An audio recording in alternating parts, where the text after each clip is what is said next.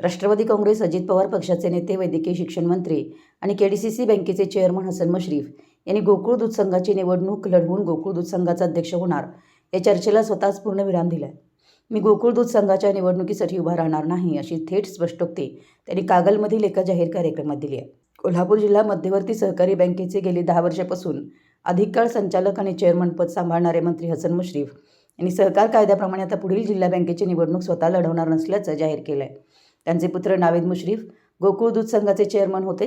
गेल्या पंचवार्षिक निवडणुकीत त्यांनी आमदार सतेज पाटील यांच्यासोबत आघाडीचं नेतृत्व करून सत्ता हस्तगत केली होती. आता ते महायुतीच्या घटक पक्षात आहेत आणि आमदार सतेज पाटील यांच्या आघाडीच्या विरोधात महायुतीची तयारी सुरू आहे. या पार्श्वभूमीवर पुन्हा नावेद मुश्रीफ हेच गोकुळच्या निवडणुकीत उतरणार असे चित्र असताना स्वतः मंत्री हसन मुश्रीफ जिल्हा बँकेतून बाजूला होऊन गोकुळच्या रणांगणात येतील आणि चेअरमन होतील अशी चर्चा सुरू झाली.